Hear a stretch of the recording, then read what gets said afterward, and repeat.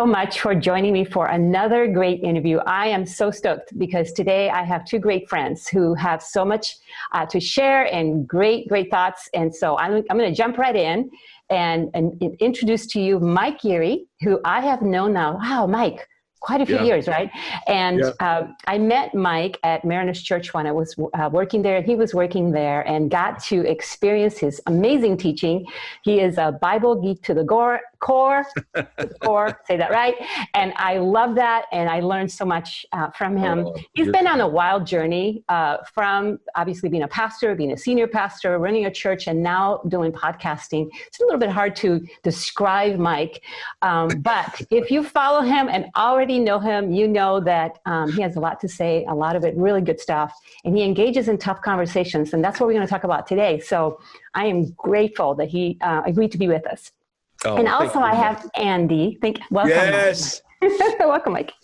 And also I have Andy Lara with me. Andy is our creative director, and he's been helping me on this journey of really setting all of this up so that I can share as much wisdom as I can and God gives, or just simply walk with you on this journey of faith. And he makes everything look amazing and work well. And he thinks incredibly deep. And so we have great conversations. One of these days, I'm just going to interview Andy because you're going to love all the questions he asks and the way that he challenges me to grow. And so anyway, love you, Andy. Thank you for being with me as well. And our conversation today with the two of you, my heart today is many of the people that I mentor or pastor or hang out with or walk with are constantly asking me this question all the time. And I thought the two of you would be great people to chat with. You've been on this journey of asking tough questions, having tough conversations, sometimes getting in trouble for it, maybe a lot of times getting in trouble for it.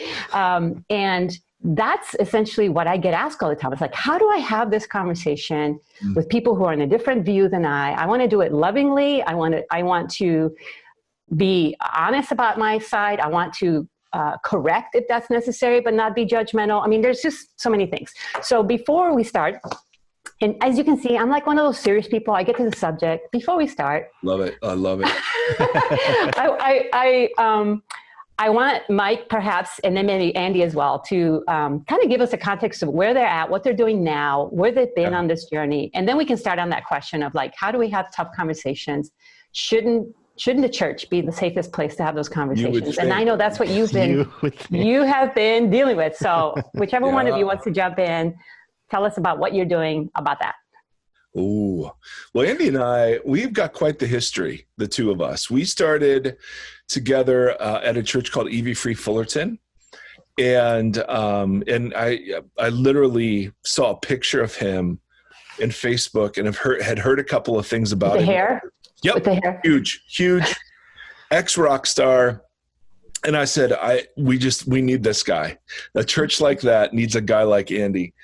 And out of that, we started a church and we started a podcast together. And so I've learned a lot from Andy, because the basis of both of those was exactly that idea, Inez. The people who say sin is real shouldn't be shocked that it exists in the world and in their hearts. The people that say redemption is real should never give up hope, right? Because there's nothing that's impossible for God. And the people who say that grace is real should be some of the kindest, gentlest people on the face of the planet. And none of us, actually turn out to be that way, except through arduous working through our own issues and apprenticeship to Jesus. And so I think the creating of spaces to have safe conversation around topics is so unbelievably important. And I commend you for what you're doing. And I'm trying to do that myself. That's whether it's in a formal or informally Christian context, whether it's online or in person, those sorts of spaces just, I think they're the most important thing we could be pouring our life into. Mm-hmm. So good. Thank you. Thank you, Mike, for that work. How about you, Andy? Yeah, well, when I signed up to do ministry, the only picture that I had of Mike was this picture. And so which is not so unsimilar to probably my picture with my long hair. So I was naturally attracted to working with Mike. You know, nothing has changed. That was actually taken last March before COVID. Right before COVID. You just had to, you know how some people are going gray. You decided to just go, Yeah. Don't finish that sentence, Inez. Don't finish that sentence. Yeah, Mike and I have been on quite the journey the past 5 years. And yeah, I mean, to that exact question, the church should be the safest place to talk about anything. I was definitely the driving force behind the podcast, behind starting the church, that kind of followed up with that. And never did I ever expect that we would be in this particular situation where, one, now because of COVID as well, how important telecommunication and ministry has become. Yeah. I mean, go figure.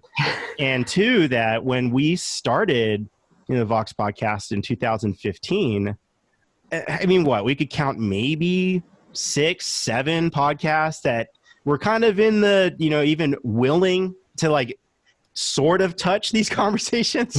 Yeah. To where now it's like every day I see someone else, literally like every day, someone saying, I'm starting my podcast, I'm talking about this, I'm talking about that. And it's pretty beautiful because now people are picking kind of niches within that. So some people will just focus on mental health in the church. Some people will just focus on abuse and sexual abuse in the church. Some people will just focus on, even just one theological aspect, but it entails in how you handle all these bigger social things. And so I think it's, I'm blessed and privileged to have played any role and built any boats along the way to do this. So, and thank you for helping me. I love that. And Micah. Here we are.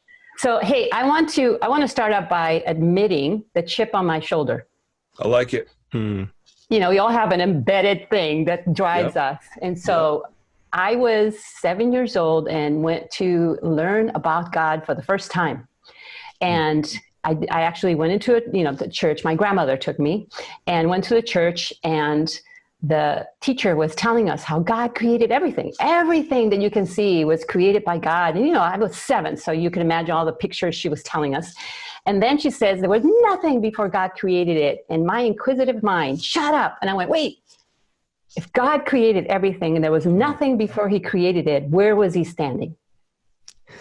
Perfectly good question. Absolutely. Well, not so good, because I got in trouble. I got sent to the back of the church, completely humiliated. I was one of those A students, sat in the front of the class. So it was really hard to walk through all the kids, and they were hee. And I went to the back and I had to pray our fathers and pray for forgiveness for my lack of faith. Wow. Oh. That set me on a journey to today, because it was not a safe place to ask a question. And obviously it was a question that offended. And I was so confused. I thought, well, wait, anyway. That's the chip on my shoulder. Yeah. From that question, and whatever question we ask, right, there is this difficulty sometimes in people being willing to engage in tough conversations. It's costly. It cost me at the time. It's been costly to you, I'm sure, both of you, as you ask these questions. So tell me about that. Tell me about your chip. Andy, why don't you start? So my chip was, I think, being best friends with a pastor's kid at the end of high school, because it was sitting in the tension of, here's this thing I've come to believe about what I think faith is, and here's this person who's kind of celebrated and worshiped amongst, his peers and other adults and parents that I'm a part of, but yet I see this other person when I'm with him at school and when I'm with him in other occasions and other things. And it for me, that was like the tension of this juxtaposed, like, well, wait a minute, like, you're this guy that's supposedly celebrated for being able to sing and having all of this biblical knowledge and et cetera, et cetera, et cetera. Yet behind the curtain, you're this other person, and I see that person. And that alone was kind of the thing that pushed me into calling into question of like, I'm not that person, but it's like, but I still believe something here. And, I think, and him and I had a falling out at that time. We're friends now, but at the time, the fight that we got into, I think kind of deeply represented, I think, the struggles I was having with what that version of organized faith was kind of informing me and telling me.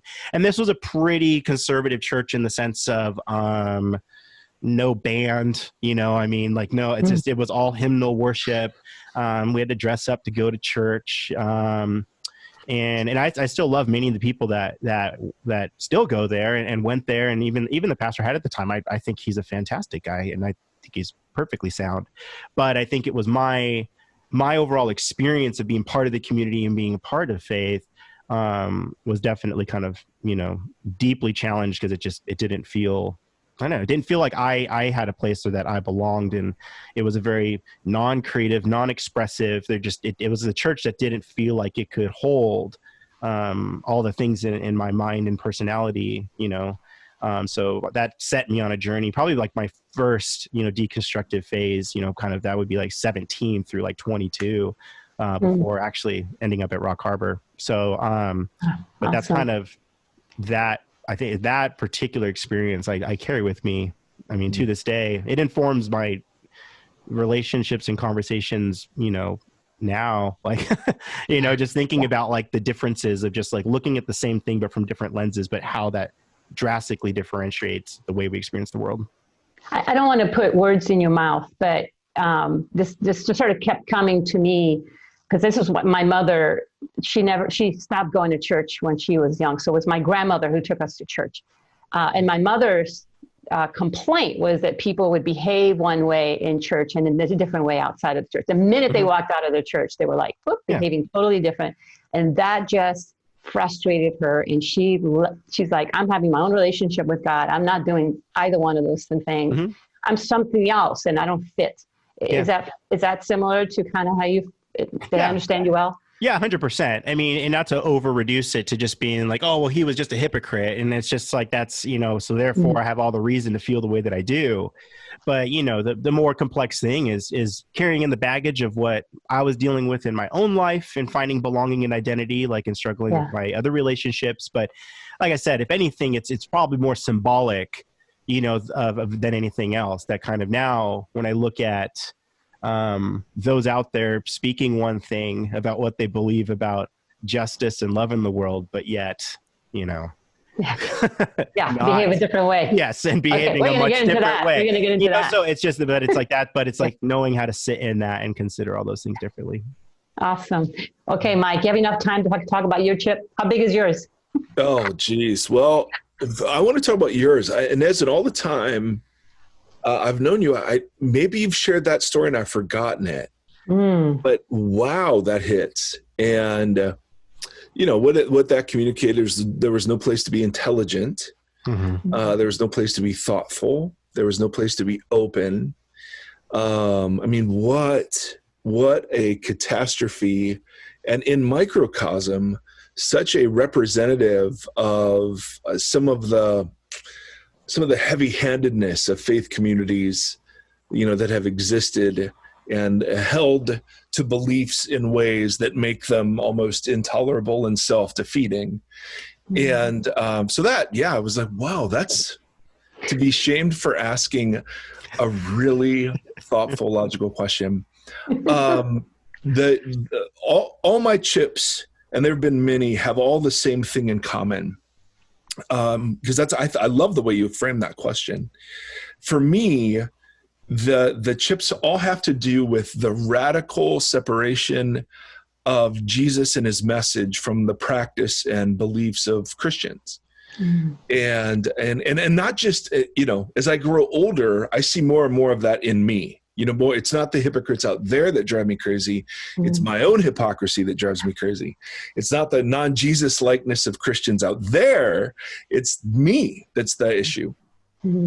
But both of those, the idea that you read and you immerse yourself in the Sermon on the Mount, and the way I and others engage in Jesus' name in the world we set that aside as if that were nothing.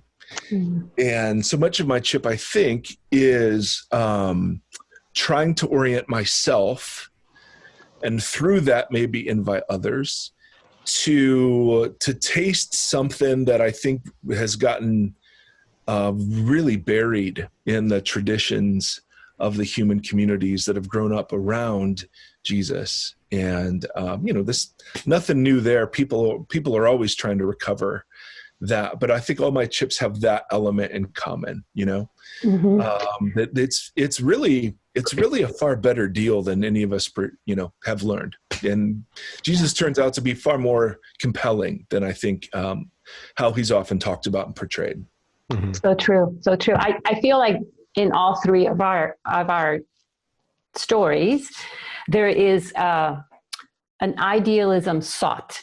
Like there's something we're seeking that's greater than what we're experiencing, and so it drives us.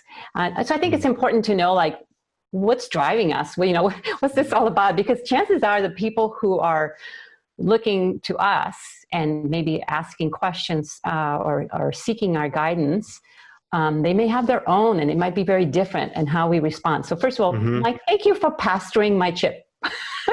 No, I'm just validating your chip. I'm not pastoring that. I appreciate that. God's done that. I mean, look at where you're at now. I'm just validating that, like, that's a big deal. And then you add woman on top of that, and there's a whole story there. Okay, right? I mean, that's a big deal. It is. Okay, so that being said, in our attempt to live our faith as best as we can, because I love, Mike, how you said, hey, I'm looking at this issue, but I'm realizing I'm the worst one at it.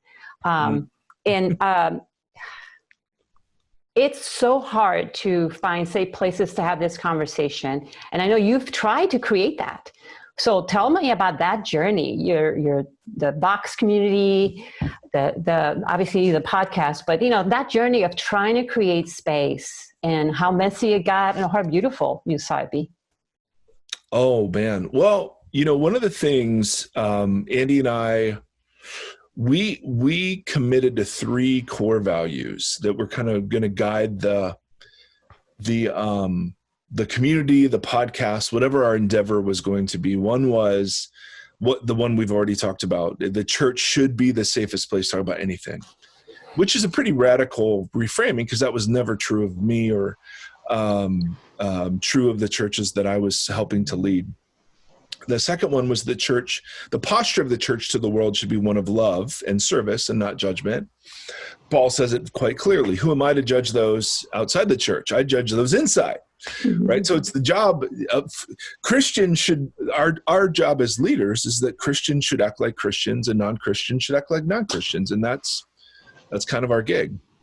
And then the third one was something you said right before we came on, which is wanting to engage people, particularly younger people, with a wider picture of the work and person of Jesus than what their cultural inheritance from evangelicalism might have been.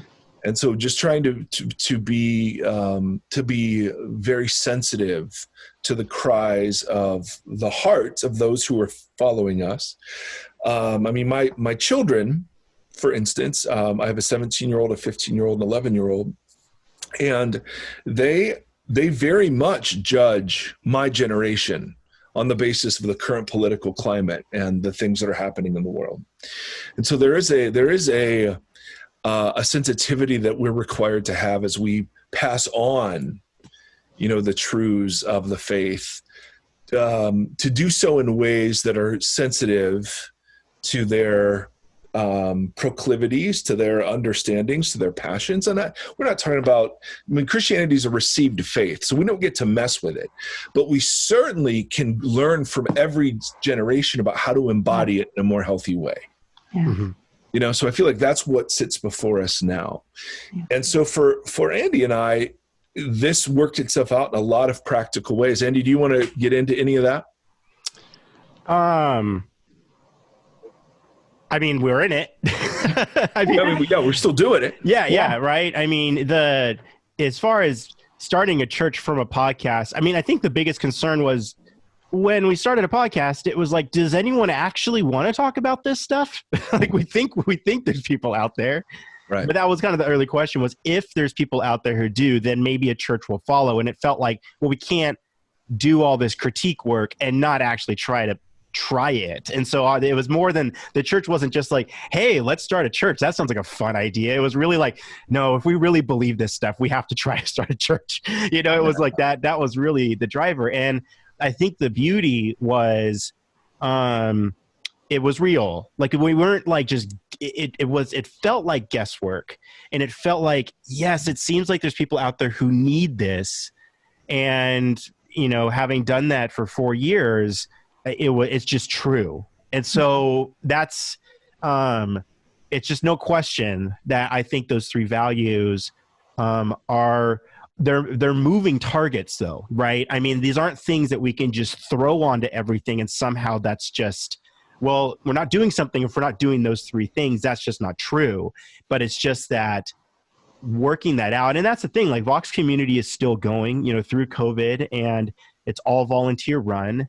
And it was never like that physical community was, I think, was never meant to be a means to an end. It was never meant to be the end thing. It's not like once we do this church, everything will work itself out. All right. It's like it deeply, I think, represents a moment for people that kind of entered at this time, kind of 2015 pre-election season as well. They're like, right, 2016, right after election 2, where a place did exist where it was like, wait. We can talk about what's happening directly in the public sphere as a now conversation, not like it's out there and we're in here. Like, it felt like we were able to truly synthesize dialogue to be like, what's out there does inform what's in here. And that is going to impact where you take that.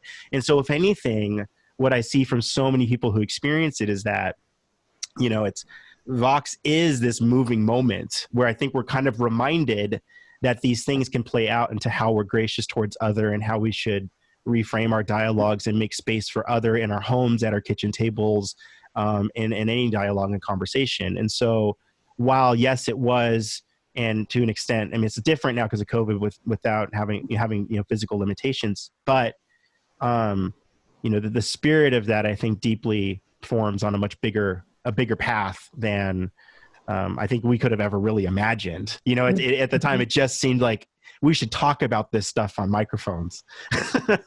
Yeah. Let alone maybe would people be interested in actually trying to live this stuff out? And so go figure. So when you create a system that has to work or is designed to work with tension, because I think I hear this as it's a design. It's like, we're not going to just have a clear, you could say, I know I'm trying to find my words, and I should have found them while you were talking, but I was listening. Well, I think I could jump into what I think. You see what I'm trying to say? Yeah, I think I do. And it kind of informs the previous question you're getting at with talking about people coming with questions sort of with agenda. Like they're kind of hoping you'll answer towards their bias. Because I think people are looking to be like, I've been validation. They're looking for validation. I'm pretty certain that this is how things are, and I'm curious now that I'm a part of this community if you think the same way that I do. Because if you do, then I'll stay. Yeah. And we definitely saw some of that. Like, part of like the church was, we had a phone number to ask questions, and there were definitely some questions that came in like, well, Mike, when are you going to start telling people, that they're going to go to hell for X, Y, and Z? You're just like, I don't think we're going to. It's just like it was like we were constantly faced with those kinds of tensions where it felt like answering that towards that, we were very aware of agenda that was coming in. And I think that we pushed back against certainty. It was like that the opposite of faith is certainty, not doubt, and so it was like, really, we made space for doubt in faith, but had tried to help people maybe recognize that, certainty is an end result that actually requires you to not have much faith. You could just decide what you want to do. You've learned that, you believe that, and you want to do that. But then what faith is there at that point? It's like if you've just figured out the road. And so I think part of our work, and the way I felt at least most of the time, was that it was being willing to sit in that tension and being willing to be a peacemaker. Because if you want to be a peacemaker, tension is the environment. There's rarely any comfort between saying I'm willing to hear both sides and not condemn either side, but perhaps ask them if there's other ways than they're thinking themselves. Yes.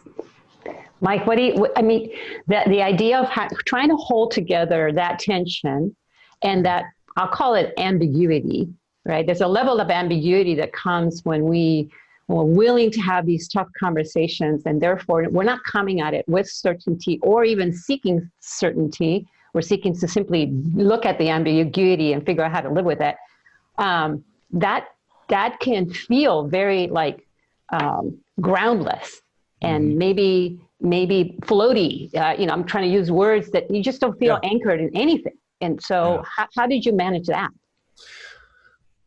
I don't know. I think that when Christianity is primarily conceived in terms of believing and doubting, we've already missed the core of what it is. So for us, or at least for me, I should just speak for me, making room for doubt, those aren't, believing and doubting aren't the things that God is really looking for, right? We're still conceiving of Christianity in a cognitive way. And what Jesus is offering is something that includes that, but obviously is much bigger. It's the whole person. And so some of the things that we would try to do, we tried to build the community around the Eucharist as the place, and we use the metaphor of a table, Jesus eating with sinners.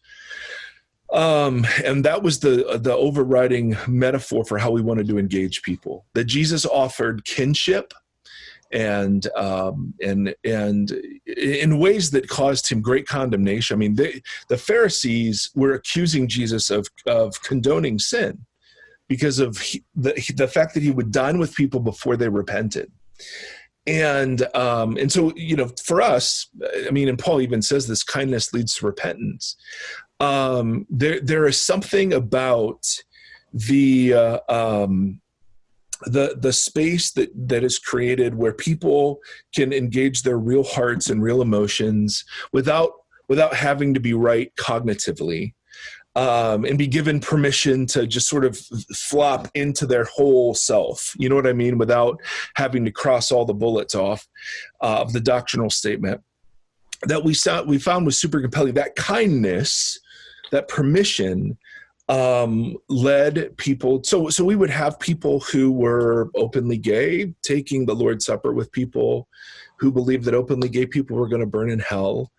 There was this wonderful white fellow in a big Trump t-shirt, and never forget watching him take communion from an illegal immigrant. Mm-hmm. I don't know that he knew that, but I knew that. And I was like, but see, that was what Jesus did, right? I mean, Jesus held the tax collector and the zealot together. And so you can't, even though the tension is driving and fueling the community, the picture painted has to be something far more centering.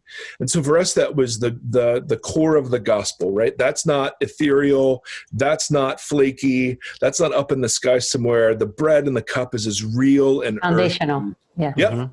And our whole thing is on that. The whole thing. This is of first importance, Paul says. And he says that what I received, I handed down. And he says it twice in 1 Corinthians, once about the Lord's Supper and once about the resurrection events, life, death, and resurrection of Jesus, and burial, and that was what we built the thing on. And so what we're trying to, and still trying to work out, is if we can get people outside of their thoughts and judging their believings, and conceiving of Jesus in far more relational biblical terms, then we open ourselves up to something that doesn't quite look like the Christianity that's practiced in a lot of evangelical churches, right? It's less about being right and more about having confidence. And there's this great word floating around now, instead of faith, allegiance, that our allegiance is to Jesus.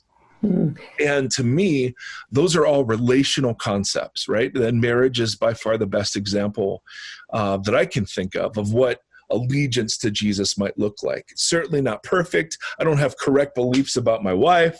And yet I wake up every day and I orient myself progressively more and more towards her. I repent as I fall short, but I'm growing into what's already true of me. I'm a husband, so I'm learning to become a husband. In the economy of God, we are his children in virtue of our faith, but now that faith begins to work itself out in love and imperfectly. And part of that, and Andy, it's so fun to hear him talk about this because he articulated so much of the DNA. And part of that is the recognition that if you truly believe the Sermon on the Mount, you have to believe that your sin is a plank in your own eye and the sin of another is a speck, relatively. And so if you have a group of people who is fully aware of their own brokenness, it is an absolute crap show in terms of morality, but it is beautiful in terms of the lack of people willing to sit in judgment over others, right? If we are really all the worst sinner in the room, that creates a beautiful community where a lot of things can be held in tension that wouldn't normally be held in tension. Andy, I was thinking, do you want to get into the center focus thing? That was certainly a part. Yeah, but the difference with like walls and fences. Yeah, definitely. Do you want to comment on that? I want to ask, before you jump into that, right from the beginning, Mike, when Jesus put the zealot together with the Pharisee and with the tax collector, when he put these people together, there was tension at the table. Oh, yeah. Right? There was tension in the early church, right? We've got very early, racial tensions in the church, right? The tension is so much part. It just seems like that's the way God works. He puts these things together, and think about the Bible. Think about the Bible he gave us. Yeah. I mean, if God is really who we think God is, why in the world would obviously the nature testifies to God and the Spirit testifies to the reality of God, but the central book be this human mess of interpretation and I mean it's exactly right, Inez. It's exactly right. This is what pushes us into faith. Yeah. And beyond. It's again, faith is not a belief system concept. It's a relational concept where I don't know everything about you, but I trust you. And so I know enough to know. I knew enough to know to say yes to my spouse, but I didn't know everything. But I knew enough to know I wanted to know the rest. Right. You know what I mean? And so to sit in that is I think it's a far harder thing than just to simply say, okay, believe this 8-point statement, and then you're a part of our group. Yeah. Right. I love that. Okay, Andy, tell us about what was that you were going to talk about? I'm sorry. Well, yeah. So the thing that Mike mentioned is, you talk about like center oriented teaching, but it's also related to, I think, relationally how you look at, exactly what Mike said, like, is it that there's 8 things you agree upon and that's what makes you a Christian or makes you in, or is that list much smaller and there's movement and orientation toward something, which is a relational thinking. And so the analogy is a ranching analogy that has to do with fencing and how you keep cattle in a field or not. So the 2 methods is, one, you put fences at the perimeter of your fields and then your cattle won't leave that prairie or that space. But they also then found that if you put a well instead in the middle of your field without fences, cows would naturally find the well and they just wouldn't leave the space. And so when we look at teaching and relation kind of within faith communities, yes, like there is definitely a teaching set that is very much based on boundaries. That's like, as long as you don't leave these things, you're still in. But if you cross over one of these 8 things or challenge one of those 8 things, well, now you're either on the fence or you're kind of out. And it's very much an in or out, kind of, thinking and community. versus if you're holding Jesus, whatever that looks like at the center of this dialogue and how you're teaching, the question doesn't become about in or out. It becomes a relational question of closeness and distance and movement. Right. And so it's a question of like, are you looking away from the well or towards it? And there's all kinds of other deeper metaphorical things we can get into there. But at the end of the day, it just becomes, where is the motion? What is the orientation? Are the questions because you actually care about growing, or are they questions because you're more interested in confirmation bias and just, Right. feeling more right about the way that you think in that kind of way? But that analogy puts everyone on the journey. Yeah. It doesn't say you're not on the journey anymore. You asked that question, like I did. Right. You asked that question. Whoa, you left the journey. You have to repent from that. And so, right. So, but making it that way makes everyone on this journey, no matter how far they are from the well. And whoever's judging that, right? But they're on a journey, whether they're walking away from it or walking towards it or around it. And it recalibrates what far and near mean. Right. Yeah. So you could be a Christian who has studied doctrine and gone to seminary and has self-righteousness and hatred in your heart. Yes. And you are turning away from Jesus and moving away in your own self-righteousness. Yeah. Or you could be a drug addict who sobers up long enough to hear the good news of Jesus and say yes. And so, I mean, that's what Jesus himself would say. The tax collectors and the prostitutes are entering the kingdom ahead of you, Pharisees, right? Because what is near and what is far? The Beatitudes seem to suggest that brokenness is near and that self-righteousness and hypocrisy is far. But we don't, that would require us to radically recalibrate how we look at church and membership, right? Well, and I remember, that story of the widow putting in her mite and the Pharisee going, or even inside the temple. I'm glad I'm not like that person. Right. Everyone's by the well and they're still judging. So I before we leave, because I know we're running short of time, this is a question that someone sent me to ask you, Mike. I'm going to defer to Andy. I can tell you that all. No, you can answer. You can answer this. So this person is struggling because in the conversations that she's having with people that she loves and cares about, there's this unity. There's people who have a totally different perspective than she does, and she wants to be able to discuss the topic, to discuss the ideas without coming across self-righteous or judgmental. Or defensive or even mean. She wants to be loving, but she feels like the other side isn't very, very loving towards her. Right. And so especially, how do you create safety to ask questions, to have these dialogues? Is that even possible in this climate today?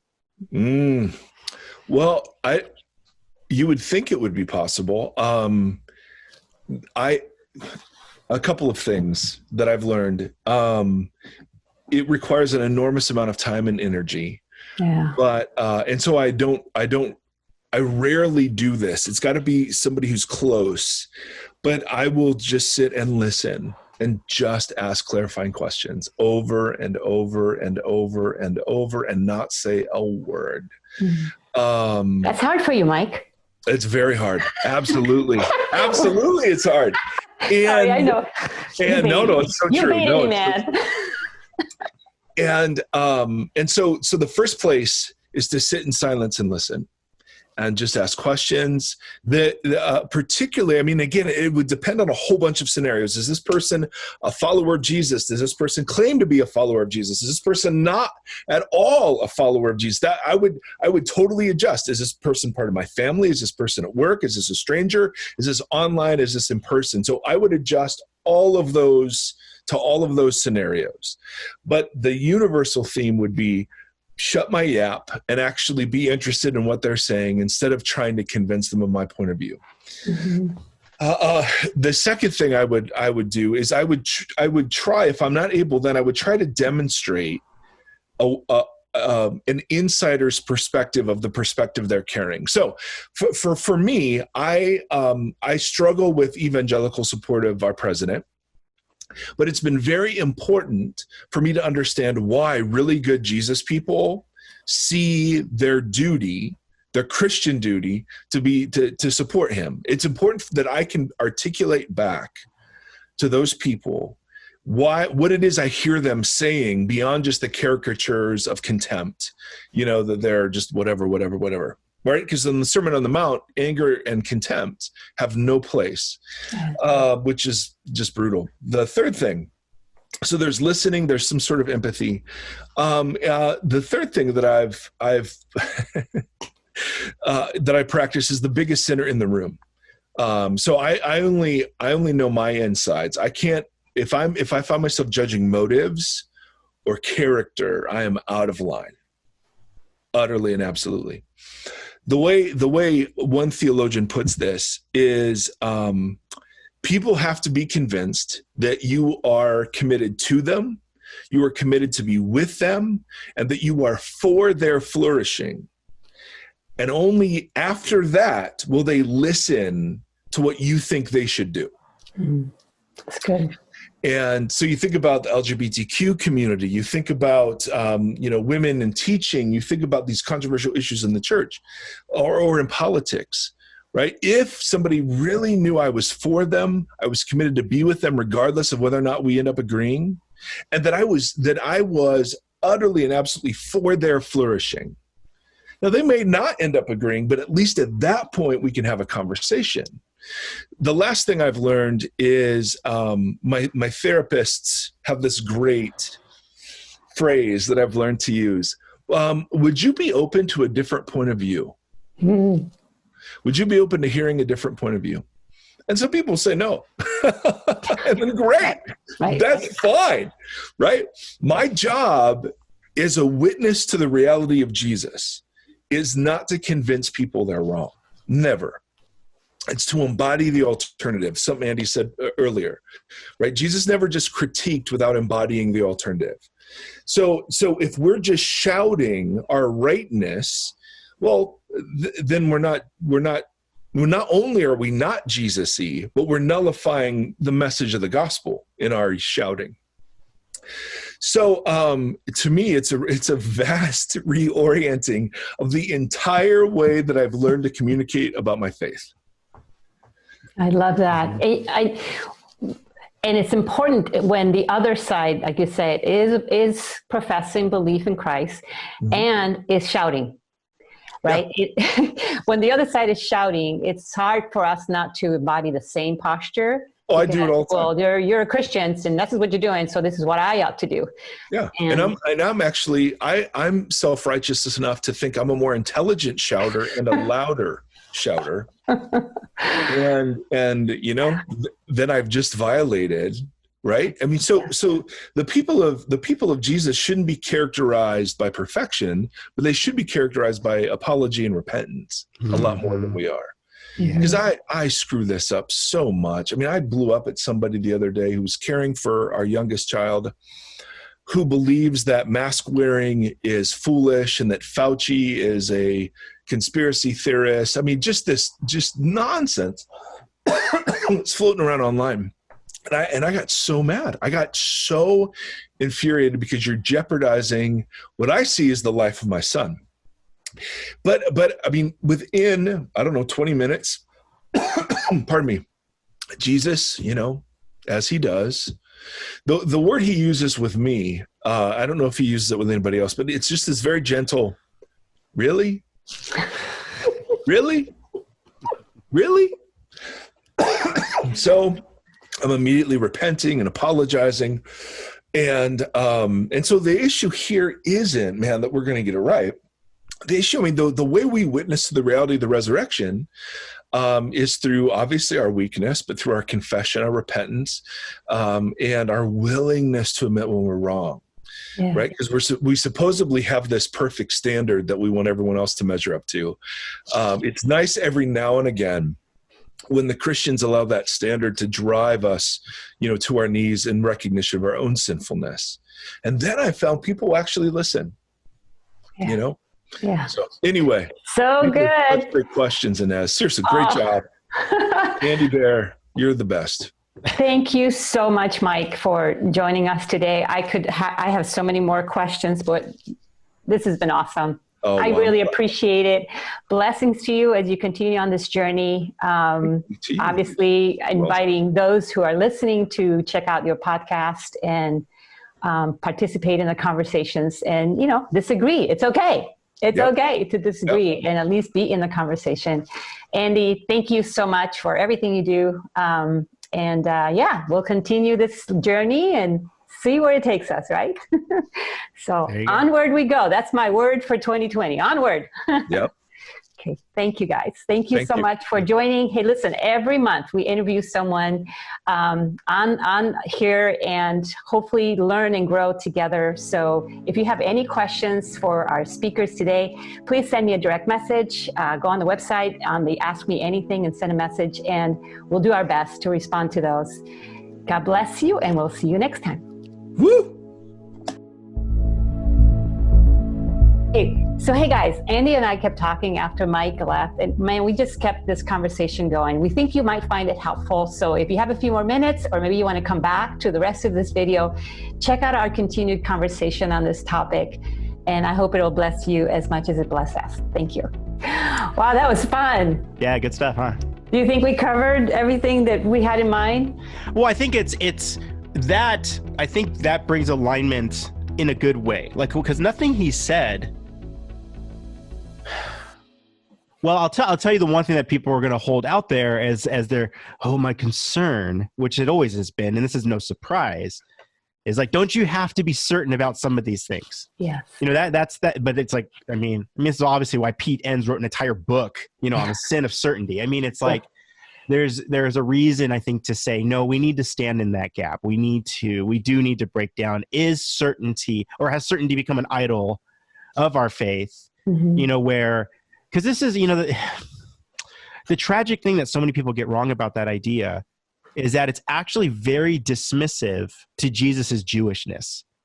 Mm-hmm. Because if Jesus is as Jewish as he's saying he is, it means that as a rabbi and as a person of the temple within the Pharisees, and this is where Christians don't realize their anti-Semitism, is that Jesus had all the right to challenge the Pharisees because his school of Jewish teaching, argument, and allegory is part of the school.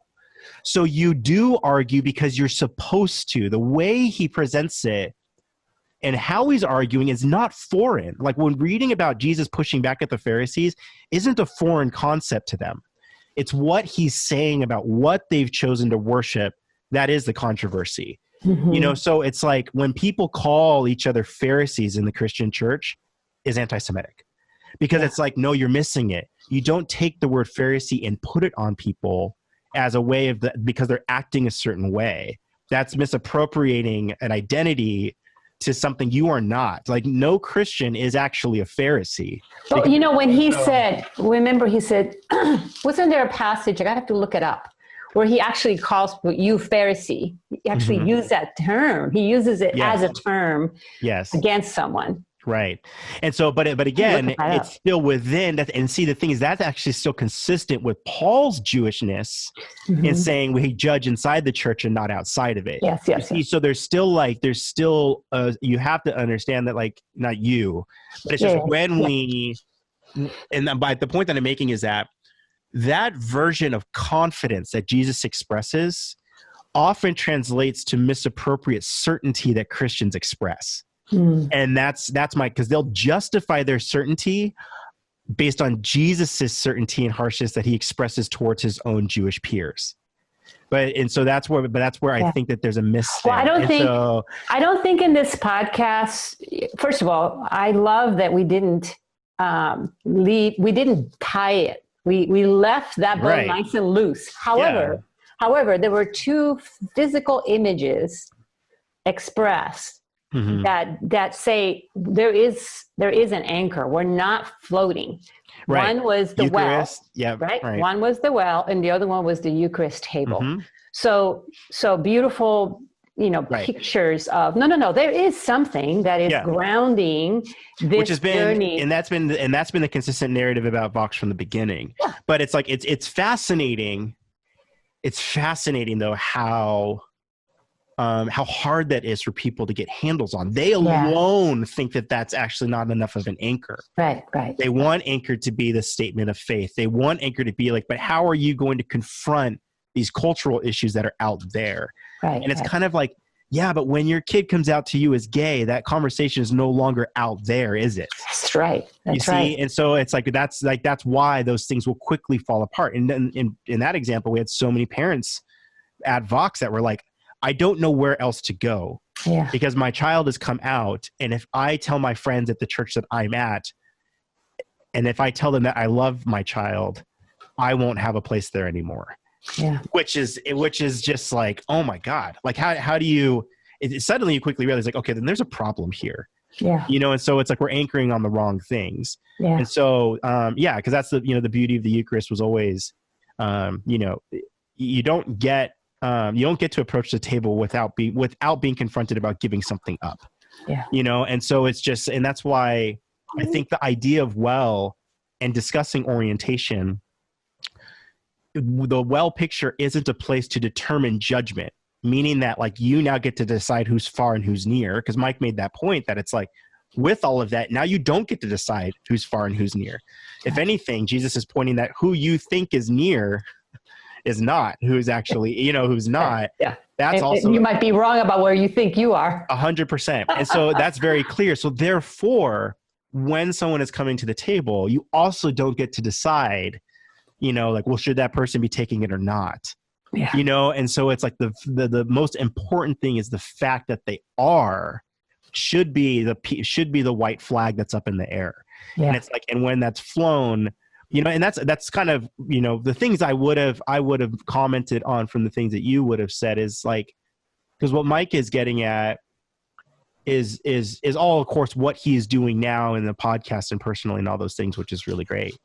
When I'm faced in a difficult, challenging conversation with somebody, the thing I'm constantly reminded of is one thing is even in our training at VOX was you're asking permission to ask questions, so it's kind of like, there's no like, don't go into any conversation with an agenda to convince.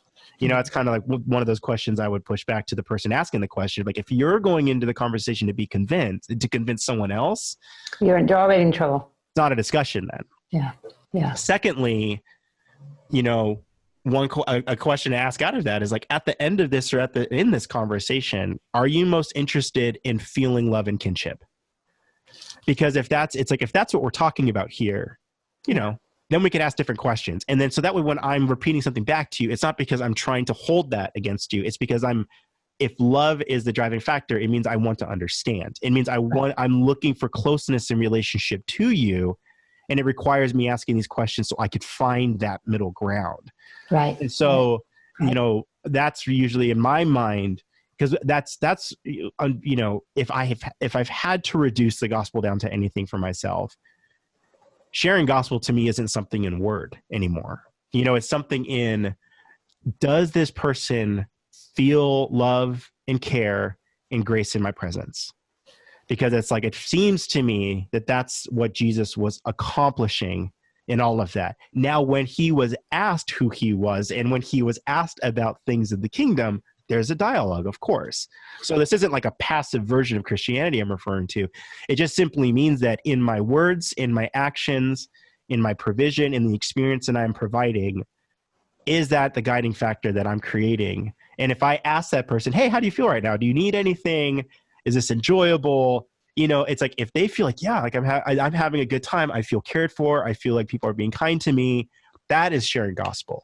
Yeah. Because I think that that's the refuge that everyone is looking for in their day-to-day life, whatever it be. And I really think that that's the kingdom now, kind of perspective that I think, or a kingdom now experience.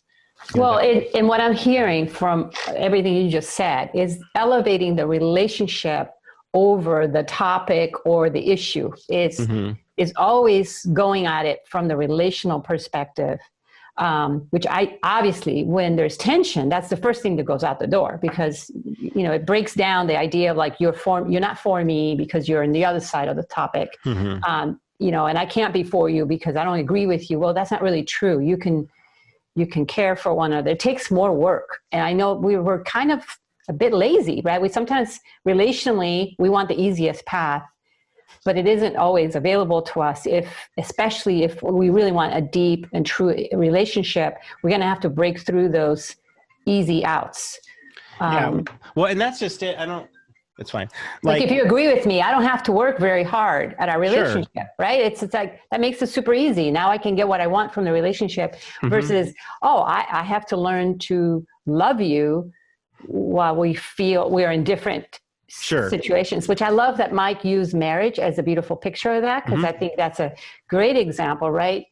Male, female, you couldn't be more different, right? And brought together, and now we have to learn how to love one another, seeing things so differently. That takes a constant effort. Like, marriage takes a constant effort. Some days it seems super easy. Other days it feels extremely sacrificial, you know? Yeah, the starting point he didn't get at with that is that you don't know how to fulfill the thing you're just becoming. You know, it's like this, the day you get married, because he's taught on this, the day you get married, you become a husband. Right. But it doesn't mean that you are the full picture of a husband, right? It's like, and that's the orientation conversation. So that's why it's saying it is that onward motion of becoming. You know, I might say that I'm a Christian. The thing I really should be saying is like, I hope I'm a Christian. Yeah. Right? It's like, I hope that I am on doing the journey. Yeah, like thing. Paul. Not that I have arrived. Right. You see, exactly. It's just like it's maintaining that mindset that I hope I'm doing everything that I seem like I'm compelled by, and that I would desire to see happen if these things are true. How beautiful is that? And so it's like that's I think it's, but you see, it's just that our culture just does this backwards. You know, it is very much like it's like I've talked about before. It's that when you're saved, do you believe that you've been transported to Canaan, or do you believe that you're now in the wilderness and you have the map? Because it's like, I feel that that's I feel like it's more like I'm still in the wilderness, but now I have the map, and I didn't have the map before. And the map is now giving me a much bigger and broader picture of all of this stuff. And I can now choose to navigate where I need to go in this. And I can still take the longer road and say, I know I'm going to Canaan, but I don't need to take the straight shot and just get there. It's like, there's reason to maybe take this other road to get there, because there's others out here as well too. And I think sometimes the mindset is just, oh, I'm saved. I'm a Christian now. I'm a Canaanite. And I'm no longer in the wilderness. And to me, I'm just like, yeah, but you are. Well, you know, it's like I would look at it. I look at it more a little bit differently, Andy. I look at it that we are out of the wilderness. You're entering into the promised land, or we're entering into the promised land, but that journey of entering into the promised land is we're going to have to kill some things. You know, there's a lot of stuff that has to be really taken apart and reconstructed.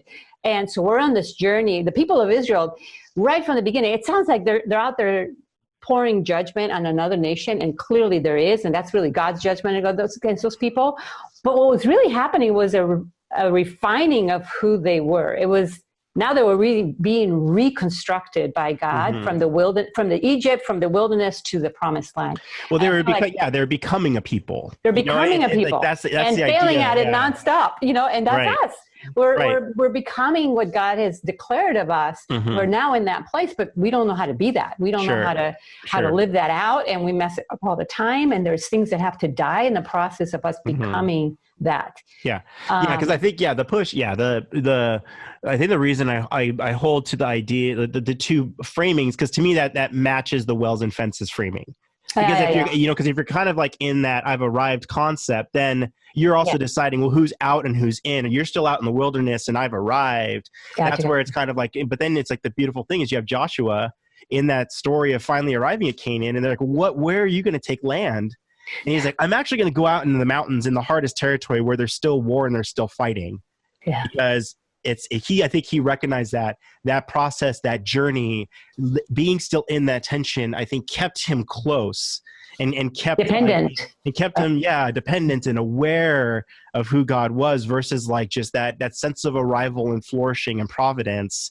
Yes. And it wasn't condemning. His choice wasn't condemning on those who chose it, but it simply was also an interesting capture in whoever scribed that and told that story, because it helped people realize that God is, there. And I think that was a neat thing to talk about. Or one thing I wanted to chirp on, and I'm just saying it now as you hear it, is the interesting thing about table is this. My mind is a little bit like it's set in this way. Is Jesus among that? It was an is thing, and not as intentional as I think sometimes we make it. Like, the fact that the zealot, the tax collector, and the Pharisee were in the same place was actually like just normal. It's like that's actually normal. The difference was the value that Jesus then placed on the people that were there is what was abnormal. Because it was like, you see it this way, but I tell you it's this. Mm-hmm. So they needed to see the normalcy of like all of these people in the same place. And we know that from like how tables were organized and public banquets were taking place and all of that. And then within his disciples, bringing all these people together, building the discipleship was intentional, but I don't think it was like outrageously selected that it had to be all these people in opposition. I think from the outside looking in, it might have looked like a normal collection of people. And I think maybe that's what was necessary, so trust could be had in the community once they were actually dispersed.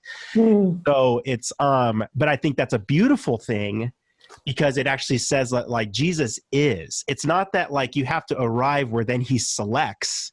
It's like already that working of like, you will be among those that are different. Difference is part of the normalcy of life. Yeah. It's actually however we arrived at a place that it became okay to only surround ourselves with people that were like us, was kind of like maybe the larger tribal tragedy of humanity, than how it is on its normal design, because that's the economic disparity we have in America with so much wealth and so much poverty is a result of something. It's not, how this country started. Yeah. And not how, and so it's that's just where it's a little different to me, because I'm thinking of like all of, the Western Bank as like its own melting pot of what it was, because it was under Roman rule, but it was so rich and diverse of different kinds of people and people groups. But what I don't know is, did they actually interact with one another at that time? I do think that as we shared our individual chips, as we started the conversation, what is clear is that in our humanity, we've always dealt with this. In other words, it's not new. And we have an idealism and a desire in our hearts for something. Mm-hmm. And I think that's God placed in our heart. But probably the people in the first century had it. People 600 years before Jesus had it. In other words, I think that's the human heart crying out for that which is perfect and good and powerful in God. Yeah. And we're not experiencing that in this world. And so we're all yearning for it. And that is just a given. There's a bit of grace we can give our prior generations, or even ourselves, or the people in our generations who we feel are getting it wrong, when we realize that, hey, this is the human struggle. Yeah. There was tension in the first church, and there's tension today. And it's more like and that's what I'm saying, is that like the tension is already a prerequisite. And I think the point that I'm making is that if there isn't tension in your church, there's something wrong. Something's wrong. Correct. See, that's the point that I'm making. Yeah. Is that it's like, if you're finding that you're not having to wrestle with these issues more on a one-to-one basis with like literally the people sitting next to your seats, then whatever journey this is on, you've just ended up in a place where this isn't normal. And like that's the point that I would make. Right. Is that like, however, and point two, that's also inherited. So it's like, it's like helping people realize you didn't necessarily choose that it would be this comfortable and this removed. Right. However, though, the choice, that heart and desire for the ideal pushes us towards that comfort, not because comfort is the search, but the search is for that ideal. And so while we're finding people that are in agreement and the tension seems to start going away, then we're thinking we're arriving at that ideal. right? And the reality is we're not. We're just hiding from the tension that's out there. You know, it's real. Well, right. You see, that's the big, that becomes the biggest, I mean, I would argue the biggest. See, this is like it's the hardest thing that you could possibly go at, but it's the thing that would completely sever you from your peers, is that it's like, hey, if you were trying to accomplish the American ideal and see it in a building, this is it. Yeah. Right. It's like, cause it's like, I would say like, this is not a gospel ideal. This is an American ideal that's propped up that if you work this hard, you get what's yours, you keep what's yours, and you relish in that. Is that not like what we have? But then when we try to then transport that into where the gospel is, like the Beatitudes, here is where blessing exists when all of these other people are finding home and refuge and grace and love and care. That is like where you can almost find the purest form of God's outpouring. To me, it stands in stark contrast to what we're chasing. And I think that's where obviously you can hear the heart of the human heart saying, oh, I want that. It's like, right. But do you want that? Because it's like, if you want that, it's very much like, well, I want all this other stuff too, but I also want that. So I can somehow have both. And it's like, maybe, but it's like, it's hard because there's very few stories in the Bible where people do have both. It's not the overwhelming thing. And when we look at Jesus's words, that word doesn't seem to suggest that both exist. What we see is the rich doing things well and lovingly and gracious to other. Jesus just paints a different picture, though, I think. And then that's where I do believe that this is where there is some good specific context that gets in trouble when we try to universally apply it, because it's like, I know he's talking directly to a lot of his Jewish peers and talking about wealth and who that's despairing, because the Pharisees were known for creating distance between, those who are in poverty and not. And so it gets very complicated. But then in missions stuff in Paul, there is some rich folks starting churches and doing things. And so it's kind of right. It gets real tricky, but it's like, anyways. Lydia, the purple trader, and started the first church in Europe. So, okay. So thank you, Andy.